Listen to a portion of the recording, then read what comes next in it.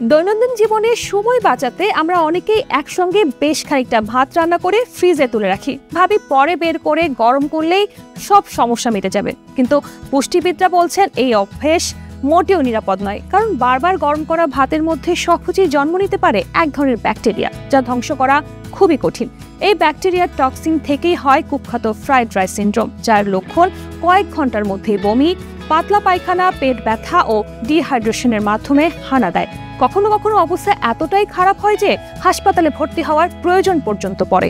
ভাত রান্নার পরে যদি দীর্ঘ সময় ধরে স্বাভাবিক তাপমাত্রায় ফেলে রাখা হয়, তাহলে এই ব্যাকটেরিয়া দ্রুত বাড়তে থাকে। ফ্রিজে রাখলেও যদি ঠিকভাবে সংরক্ষণ না করা হয় বা পরে গরম করার সময় ভাত পুরোপুরি গরম না করা হয়, তাহলে ঝুঁকি থেকে যায়। তাই ভাত রান্নার পর যত দ্রুত সম্ভব ঠান্ডা করে বায়ুরোধী পাত্রে রাখা উচিত এবং গরম করার সময় নিশ্চিত করতে হবে ভাত সম্পূর্ণভাবে গরম হয়েছে কিনা।